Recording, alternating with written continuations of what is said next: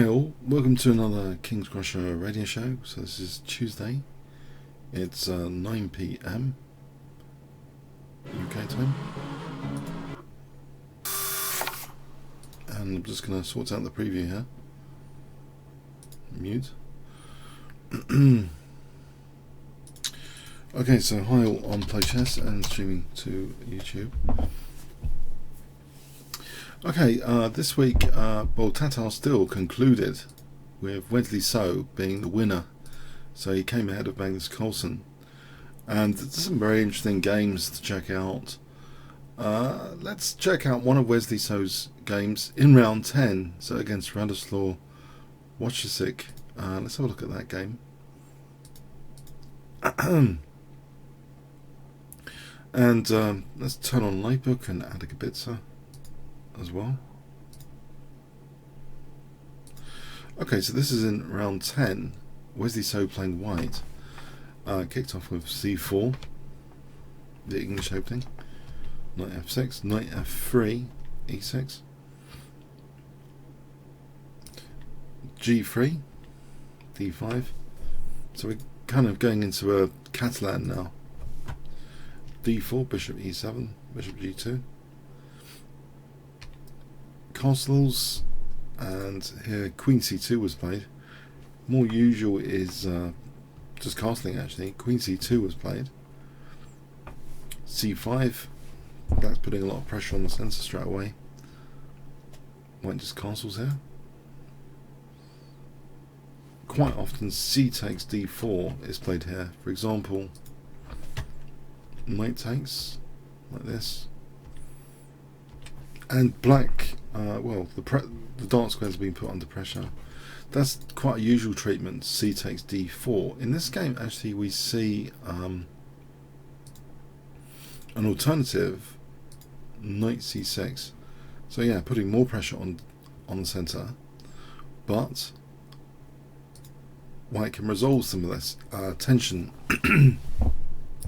and he did so with d takes c5. So black has to be a little bit careful, I think. If bishop takes, I think we can just play this, hitting the bishop, for example.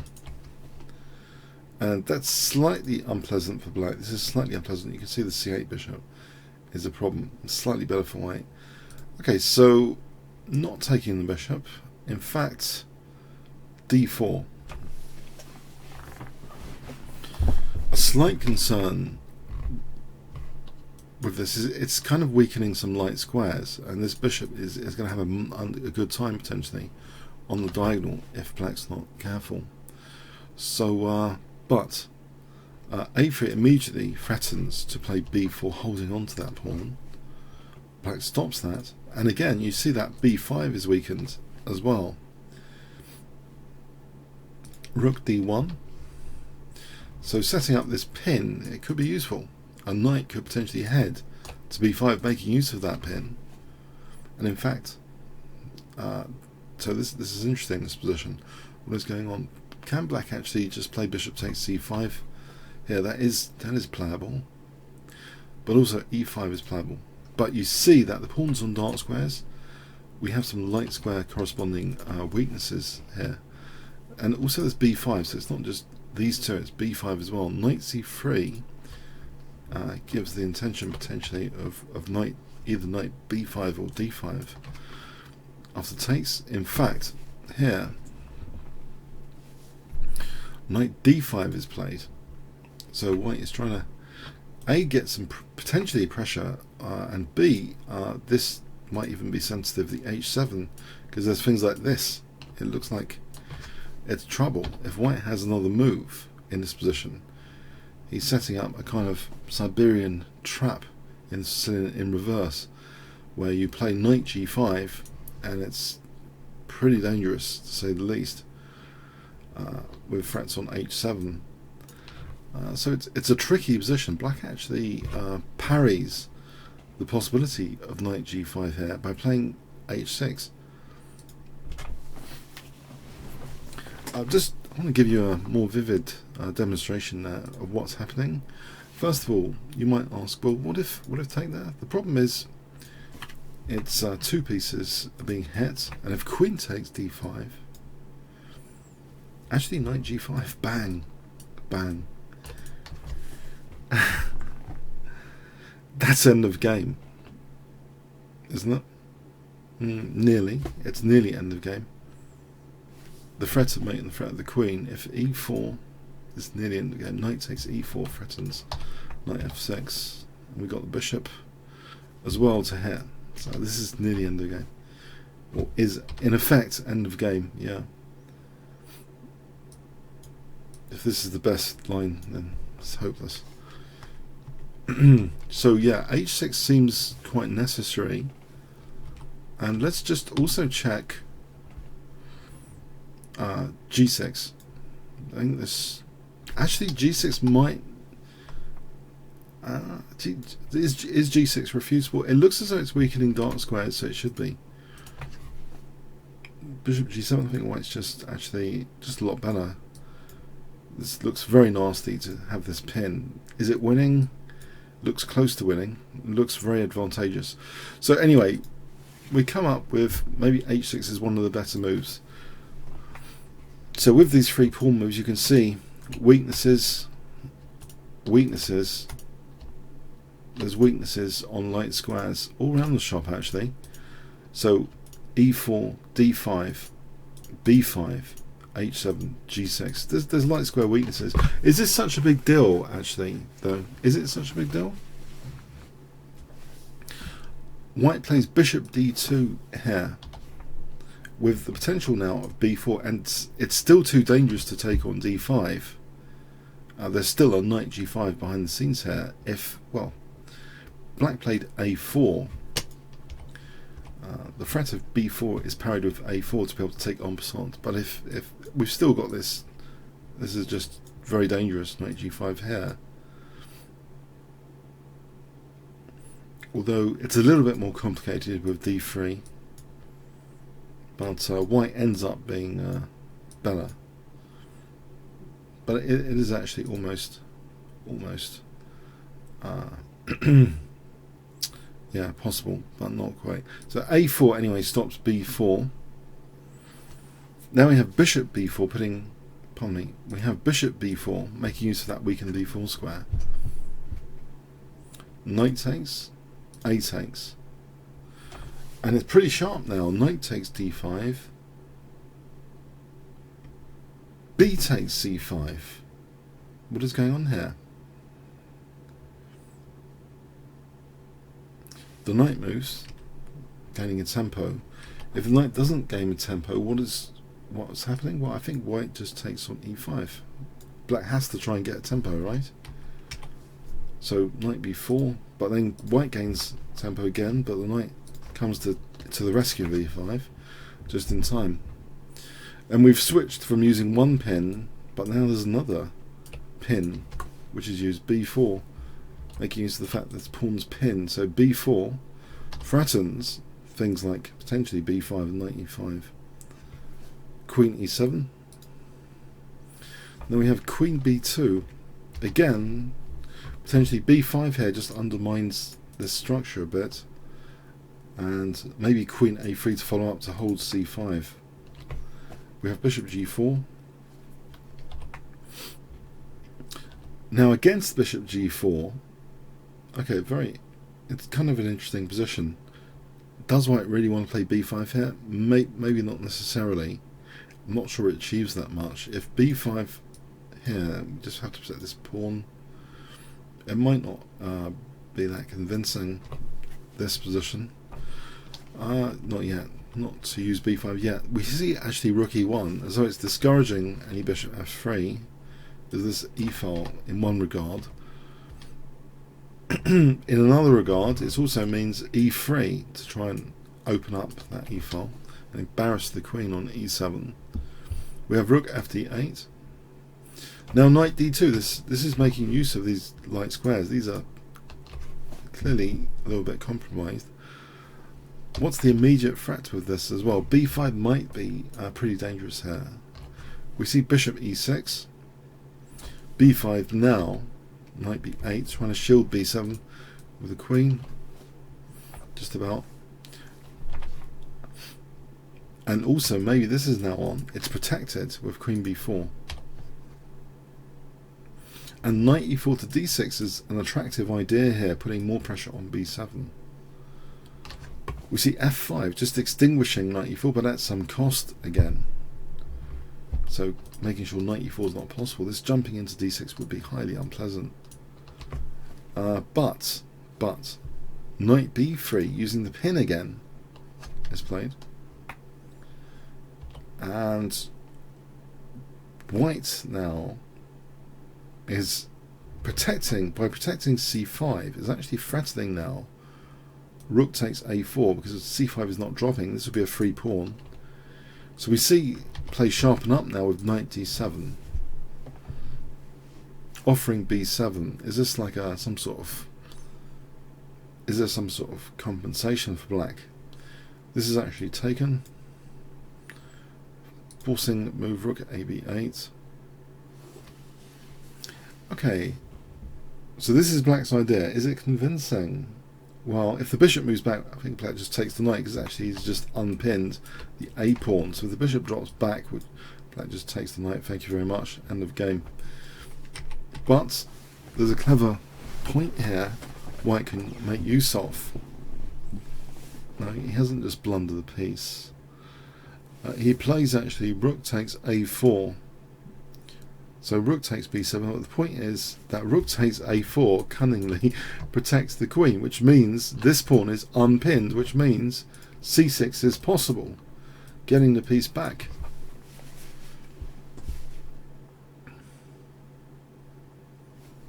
It seems quite ingenious. The whole thing needed to be very carefully calculated.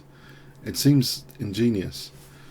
The queen's attacked, that's the major thing, as well as the fork. The queen is attacked. Takes, rook takes. Still we have this fork. Pardon me. So this fork, rook c7, c takes d7. So decision point. If rook takes b6, this is really dangerous. B6 with knight c5. This is a very dangerous pawn. Black elected actually rook takes c4, trying to maybe get rid of like the connected pawns. But one pawn can be very dangerous here. A forcing move, rook takes. And then an ingenious forcing move in this position. It's utterly ingenious. Everything is working like clockwork here, very nicely. I'm going to ask you, what do you think white played? If you haven't seen the game, especially, what would you play here if I give you 20 seconds? So your trump card is, this is a puzzle position, and I would say, like, intuitively, what you think your trump cards are and the vulnerabilities. We've got some loose pieces, right? We've got two connected passed pawns. How would that prioritise your forcing moves here? Would you move the knight? Would you protect the knight? Key move, which gains a massive advantage.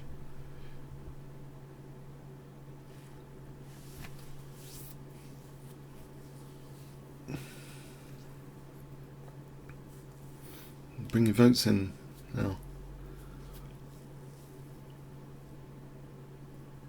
Alright, now if you said b6, I'm not sure this does anything actually, just taking. I'm not sure it does anything. It's a bit slow. There's bishop d5 here. Black can save himself in this position. King f7 will scoop up this pawn soon. And in fact, black might be better in this scenario. This is not making use of the trump card. b6 is not working. Knight c5 is not working. Bishop takes b5. What do we do here? This? Well, yeah, not doing anything. Rook b1 is not working. Bishop takes. Although knight takes is possible, this is mostly harmless. So those are all mostly harmless. What is good though is rook c1. Ingenious. The first point is, if takes, then rook c8 and loose piece alert, and it's not possible to do anything here. d8 is dropping, nasty pin. So so Wesley So's opponent plays bishop e6. The next ingenious point now about this position is slightly more subtle and may reflect, if you haven't seen this game, another sort of puzzle position. It's there's one, actually now there's two moves which actually, well, actually there's three moves that are pretty strong. And maybe, according to the computers here, Wesley didn't play the most incisive. He played one which is enough to win. So, okay, White's play. There's a few moves up for offer here for getting points. At least three moves. At least three. Maybe it's a big position. It says basically it's a big position now. We've got these two connected pass pawns. One is about to evaporate. What do we do here? What do we do here?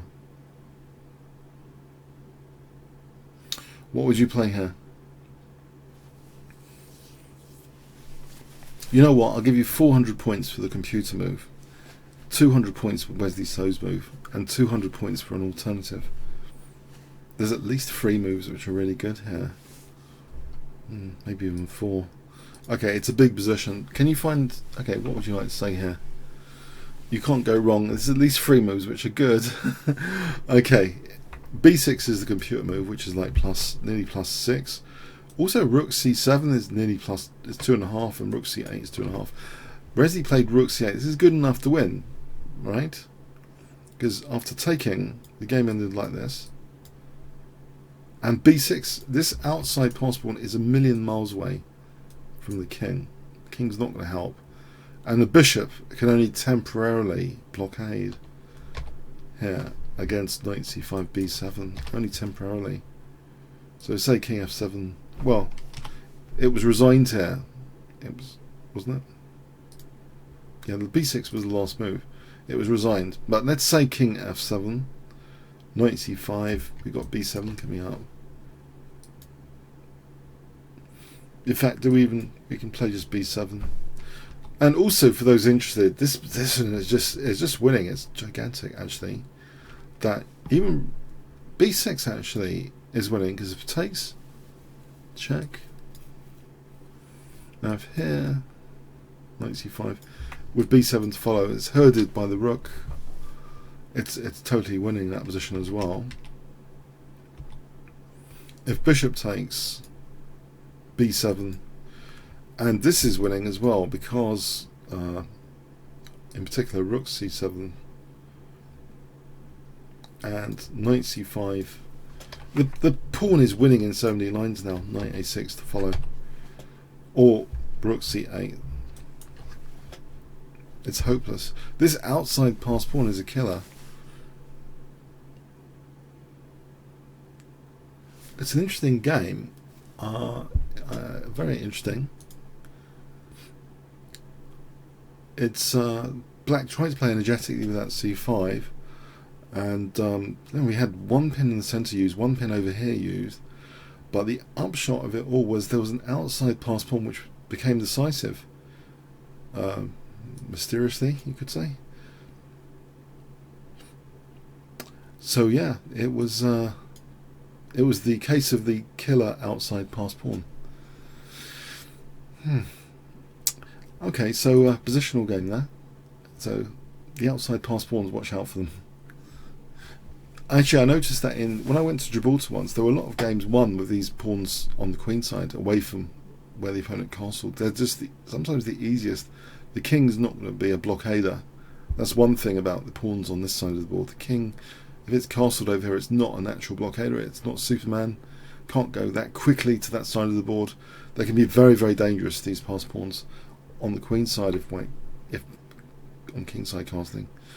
Okay, so let's see another game. This is fascinating in some other respect. So the final round, Nipimiachi, how do we pronounce his name? I mean, he's a great player, great attacking player. Dynamic. He's played some really fantastic games. Ян непомнящий. Ян непомнящий. Ян непомнящий. Ян. I say it about 5 times sometimes before a video. Ян непомнящий. Pronunciation of chessgames.com. He's 26 years old, and his last FIDE rating according to chessgames.com is 2767. So let's have a look at this game. So Wesley So was playing black. Let's have a look from black's perspective. So if Wesley So could win this game, he would win the tournament. He was ahead already of the field, and it's like final round. Could he win this game? Let's see. D4, knight f6. I have this Trompovsky sort of attack. Bishop g5, which Julian Hodgson used a lot to win the British Championship at least 3 times, when he took his own chair as well to the tournament. But he used his own openings as well. Forget about what everyone else was playing. He played the Trompovsky and made it into a formidable weapon. So bishop g5. We have actually d5.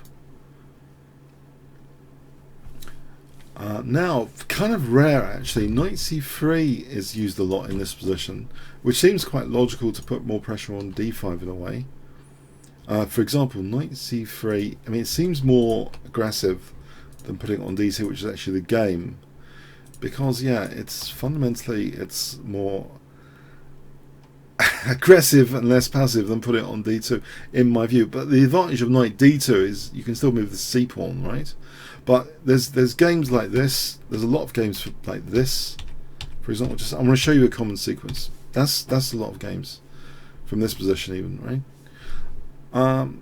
Okay, but in this game we have the more passive and rarer bird, knight d2, but it has been played quite a bit. Knight d2, and actually c5. Black's not bothered about white doubling the pawns here, although it has been played. I don't think it offers too much. D takes c5 was played. Now if we double the pawns, g takes has been played more than e takes, just for those interested. I think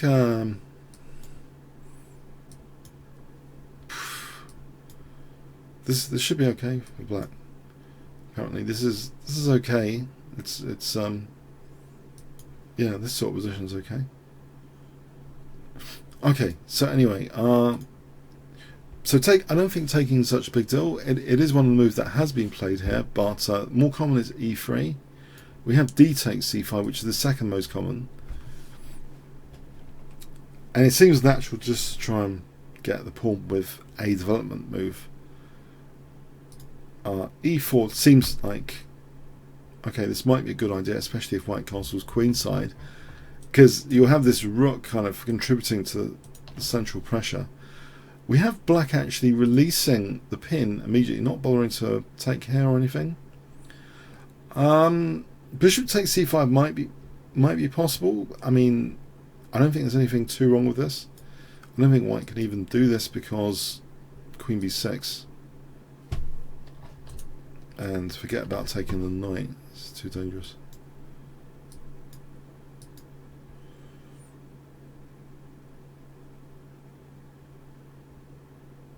In fact, e5 here.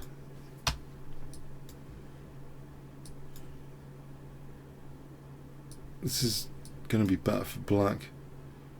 Well, it's tricky anyway. But anyway, there's an adequate response if bishop takes c5 wanted to be played. I mean, sorry, if e5... let's go back to the game. I thought it was a bit unusual to kick the bishop rather than bishop takes c5. But no, the bishop was kicked. So what's happening here White retreated this bishop. Why didn't he take on f6? I mean, that's one question I have. Why didn't he take on f6? He retreated the bishop. If he gives up that dark square bishop, the thing is there any problem with d5? Takes? You know, perhaps not. I think black is okay here. This position is okay for black. And he can look forward to that dark square bishop doing something later. Okay, so yeah, it wasn't, the bishop wasn't given up yet. Bishop h4, and in fact d takes e4. Now queen e2, preparing castling queenside. It looks fun, a sort of fun thing to do. Was there any choice? Probably not really. If taking that just loses a, no, it doesn't quite lose. It doesn't quite lose. It doesn't lose a piece as you might think with take, because actually it's kind of a rude awakening here in the form of rook d8 checkmate. And so knight takes e4. It's actually a move which is possible here. It's possible, but I think black check, plays the check, and should be fine. Should be fine. Or queen takes. But knight takes e4 is a move which is actually possible. We see instead queen e2, so this keeps more tension in the game, keeps the queens on, keeps the possibility of harassing the queen on the d file. The problem is queen a5 is ready to eat the a2 pawn on white castling queenside, and the game goes a bit crazy now. White castles anyway, so what the heck is this?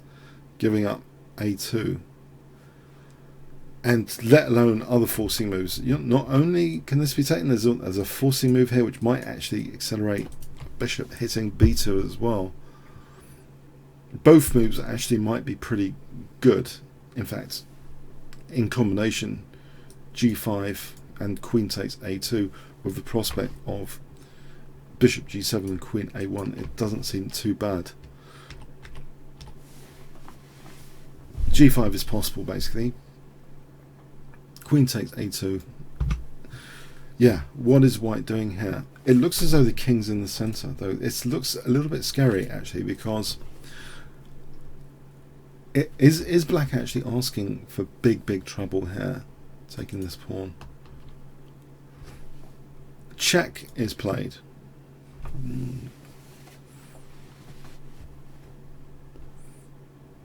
And it is very scary. We see knight bd7.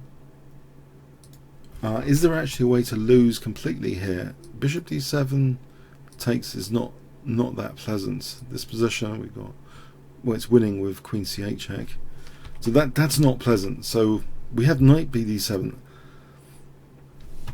Now c6 is played,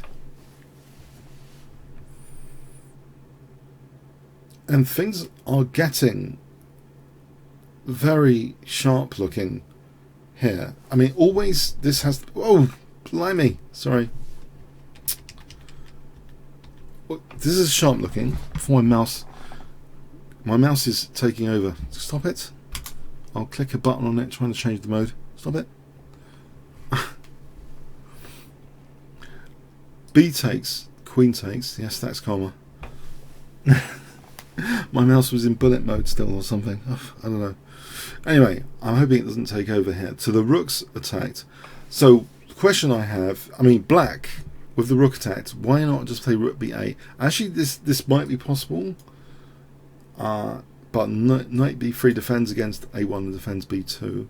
But even this position is actually quite good, it seems. Knight d5. It's good for black.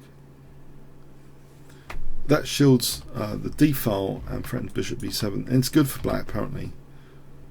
I don't think there's anything too scary going on. So that was actually possible, just rook b8. But a niftier looking move was played, which might be, in fact, the strongest move. So the simple rook b8 is good, but actually a much niftier move was played by Wesley So. Can you guess this? Especially if you haven't seen the game, you might find this one interesting. So black to play.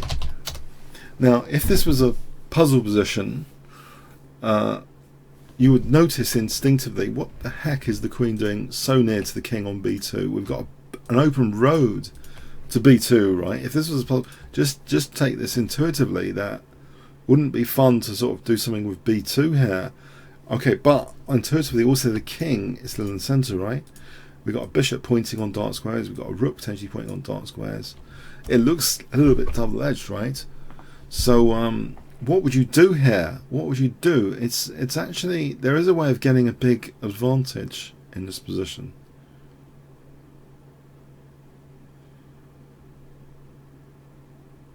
Any ideas?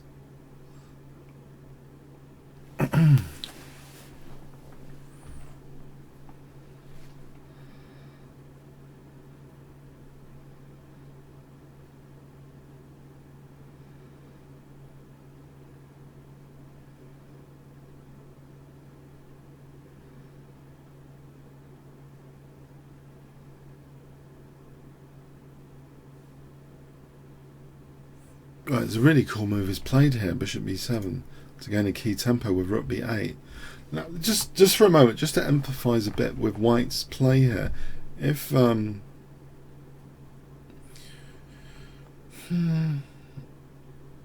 say check, and I think black can. I was going to say, is this disastrous or not? Actually, probably not. Even in this position, it's not a total disaster apparently for black. It's not entirely clear that this is a total disaster, believe it or not, even in this scenario, because there's a prospect of f5 here and b2 is revisited across the diagonal.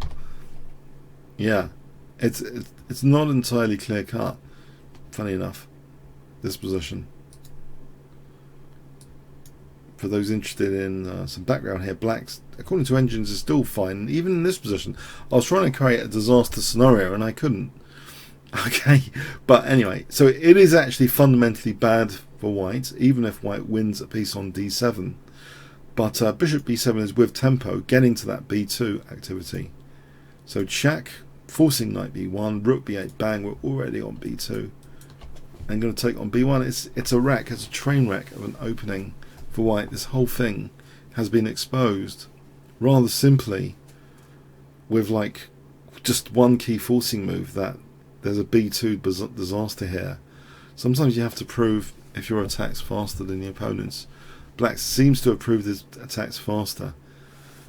I mean, seriously, I mean, queen a6, we just take on b2. It's not about winning the b1 knight, of course that's protected, but check. The attack's pretty quick and very dangerous. For example, check, takes, rook b2. We can do this with the king not even moving. Doesn't matter about queen c8 check, because king e7, and so what? No, there's not even a queen c8 check when we're talking about. This is just horrible, right? Because what's black's that's threatening queen d2. So say here, yeah, we still play g5, knight d5, threatening knight c3 check. You can't have this. Basically, you can't have this position. It's ridiculous. So white is pretty desperate not to have that scenario. He took on b8, getting some material for the queen. Is it enough? This position, if we use this knight, then of course this is actually good for white. Bishop takes f6. It'll actually be good. There's no need for black to lose a piece like this. Yeah. That's actually good for white, but no, we can just avoid material loss with knight here, which is what was played. Now the queen at the moment is stuck on a1.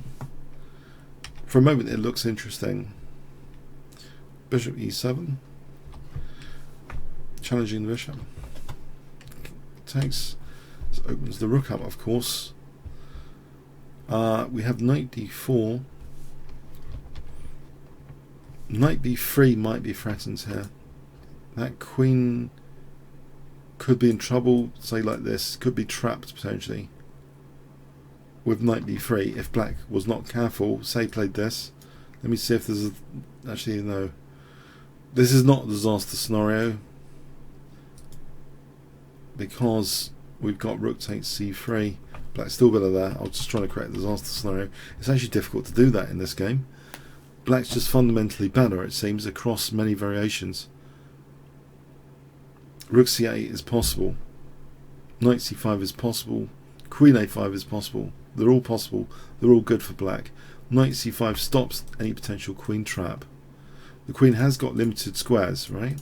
If we get to play knight c3, we're cutting a knight b3 and knight c3. We would be almost trapping the queen. It's not happening here. Knight c5 stops it. Anything radical? b4? I don't think so. Knight d3 check, actually, in that position. And then we're on d4. It's an interruption tactic. So we can just take on d4. That's not possible. We have in the game h4. Okay, is the queen. Yeah, if you give white 2 moves, yeah, the queen might be trapped. If you give white 2 moves.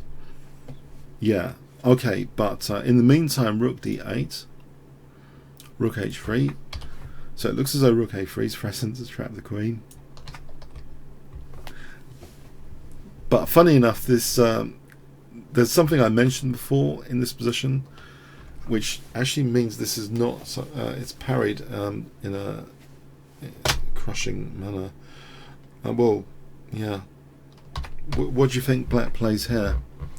So you're threatened with rook a3. What would you play here with black? I might have mentioned it. Black. I might have mentioned it. Black to play.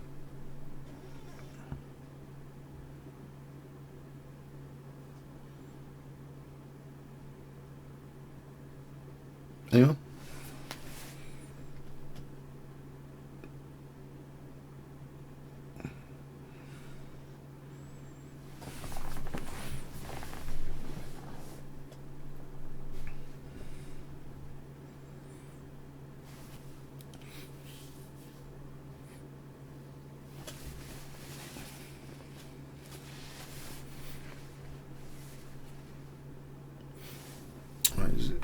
Actually, give yourself 100 points or 200 points if you play just queen a5. There's no problem here either. You could just play queen a5. This position, there's no problem. In fact, black would be threatening rook d4, basically, and knight b3. You know, I mean, it's a crushing position. Yeah. I think rook d4 is winning, and there's also even in this position knight d3. So queen a5 was possible, but knight d3 might even be more accurate. Yeah. So if takes, just take, we can still get the queen out. So we got the interruption tactic. Bishop takes d3, rook takes d4. Yeah. Bishop e2. Black took on d1. Bishop takes to hold on to the knight. Queen finally decides to come out. Knight d2. That pawn is protected. Rook g3. This pawn is protected with queen e5. Rook a3. This pawn is protected with knight c6 and hitting central squares. Everything's ready for maybe the pawns coming down soon, if nothing else. G3 stops at least f4. Queen d4 though, hitting f2 now, and freeing the knight because it's also protecting a7 if that pawn was important. Rook e3, we have knight b4, and white resigned here. You might ask, well, hang on, what about c3? You might ask c3. There's lots of moves here. Black can play knight d3 check and queen b6. And if here, queen b5, and white is losing more material now. Horrible. If he has to play to defend this, for example, losing more material, it's not very great. So yeah, if c3, there's also well, anything actually. Knight check. The king has to stick around, otherwise d2 drops. If the king goes to c2, we've got check, and it's horrible. Here threatening knight b4 check, which is horrible. That's going to come into d3. And basically, the white pieces cannot cope in this position. It's not a position with enough compensation for the queen.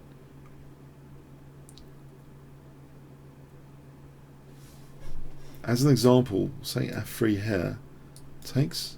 The pawns are quite mobile, actually, and I think white ends up in some sort of zugzwang pretty soon, or just losing material. White's going to end up in some zugzwang because actually the pawns have also shut the rook down. I mean, it's the knight's kind of holding c1 here. Queen b1 is threatened. If we try and cling on to everything, I think it's just white is in some sort of zugzwang. g3 is going to drop if the rook moves. If the bishop went back, queen b1, and that's going to be it. We're going to see further material loss soon. So anyway, yeah, after this knight b4, but what else is there to do? Because black is actually actively threatening knight a2 check to win this knight and hit the bishop. So the king will be moved away from defending d2. If instead of c3, let's just say this. Okay, say this.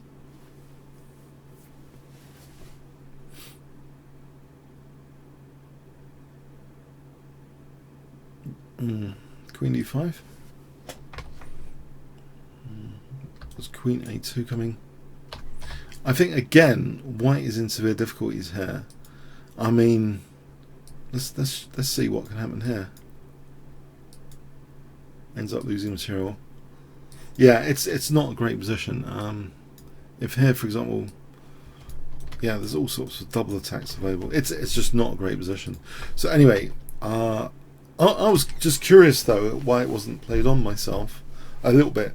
But it's only like 2 pieces for the queen. It's white king is subject to pressure there. It's yeah, it looks as though maybe that was not entirely premature. So it gave Wesley So the tournament this win with black. Magnus Carlsen couldn't catch up after that. Wesley So won the tournament with this win. Okay, let's go on to another game of interest, which I briefly checked out. So Wei E did really well in the tournament, and I actually got to play Sergey Karjakin, and this is not an entirely long game, so let's have a quick look at this one, because Wei E is someone I was tracking like a few months back, because he'd won the Chinese Championship. I don't think the pronunciation is that difficult on Wei E. Wei E.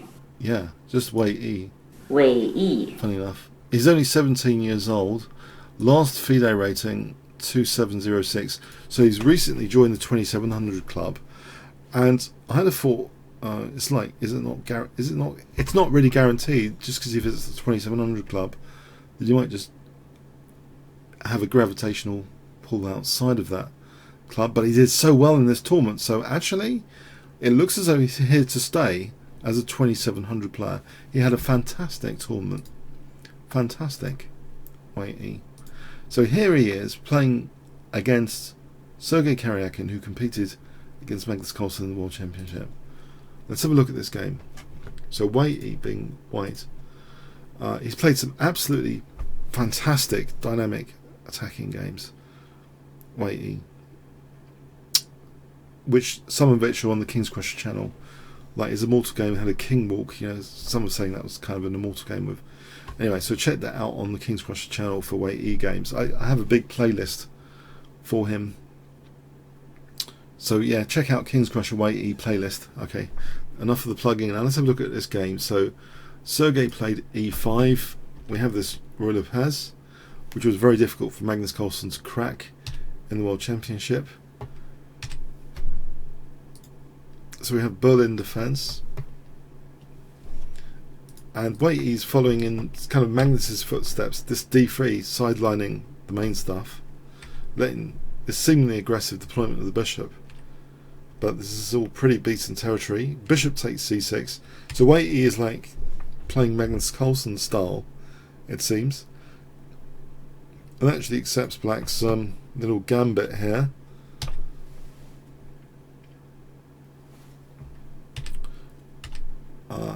It's the pawn is given back. It looks too dangerous to do anything else. In this position, castling is the main move. 18 games. If we take here, Queen takes hits G2, and Black might even become better in this position because White's position is not stable. Further, Black has threats like Bishop B7. White's position is a little bit unstable. So this is the kind of thing maybe Sergey was hoping for, and Black might even be technically slightly better. But no, the pawn is safely returned. Does castle. D takes E4 naturally blocks this diagonal anyway. That's not a problem anymore. Bishop G5. What is problem potentially is this bishop is not helping this diagonal.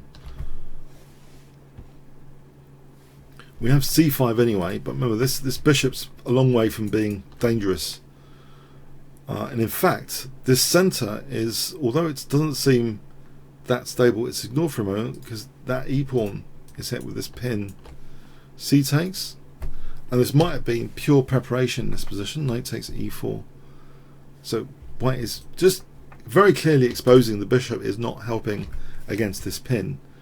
I mean, at lower levels of chess, it's an intuitive observation that if you have a bishop over here, it's not helping this pin. But this game is underlining that basic idea that there's pressure here on that F6. And in fact, all Weight E is doing is mounting on the pressure, sacking 2 pawns, mounting more pressure on the F6 knight. It's very simple. It's very clear cut. And very dangerous here. It's threatening to like win immediately. What can Black do about the pin? In fact, I think now there's only one move possible, because otherwise that's it. If takes here, we just take here, and this is end of game. I mean, we win the queen because we're threatening to mate in 2, so that'll be winning queen. It doesn't matter about the rook. This position, actually we can whiz the rook round with A4.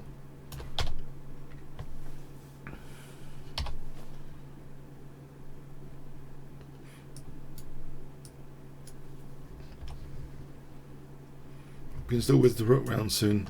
So no, that's not possible, right? To do C takes. Bishop B7 is like the only move.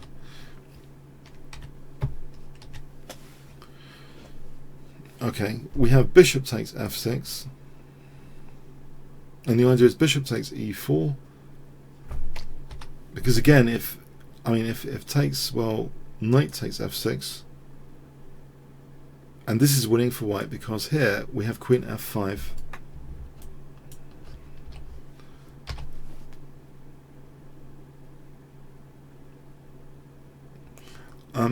So anyway, after bishop, there's only one move again. Bishop takes E4, but after queen takes,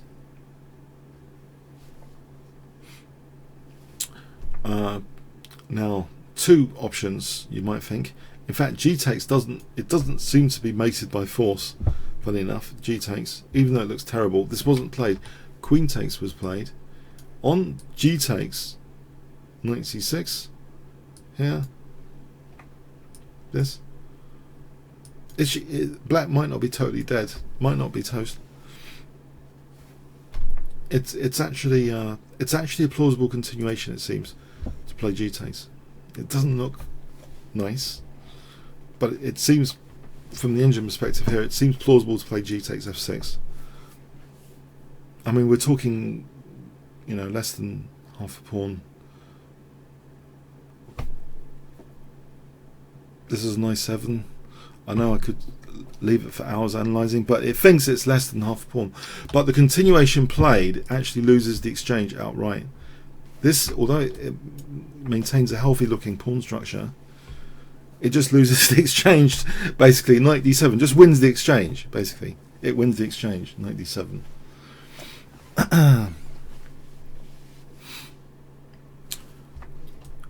Okay, so queen g6. Yeah, white's the exchange up. And okay, is it difficult to convert this? Let's have a look. The exchange up.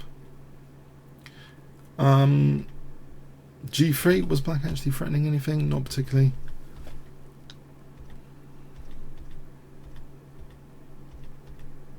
It looks like a conversion of the exchange up, basically. And in fact here, black is under big pressure here. His rook's kind of completely stuck and looks totally misplaced. It looks to be in a very awkward position. He resigned here. If rook h6 here, and even the defensive skills of Karjakin is not helping, is dropping f7. How the heck, you might ask, did he do that? Why did he do that? I know here's the exchange down. Why did he do that? Let's have a look at that again. He put his rook over there. Now, if we take the d file instead, just to be the exchange down like this. No, that fails to rook e2, winning the rook. So he couldn't contest the d file. Let's just rule that out. What does black actually do in this position? Say he goes here. The rook is shut out of the files, the center files. So how does actually the rook get activated here? It's shut out of the center files.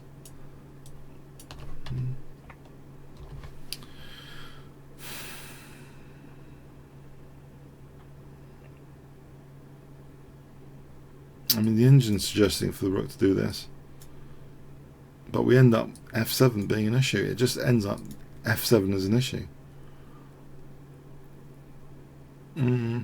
Although this might be a bit sterner. If we put the rook on h7, how could white win this? I think black's going to be having difficulties, but yeah, probably an upgrade to the game.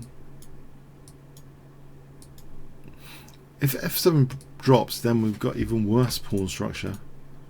It's ultimately lost anyway. So in the game, yeah, we have a curious rook getting completely stranded, with f7 being much weaker. Although here it did seem logical that black was coordinating on f2. How on earth did that happen, that f7 was weak here?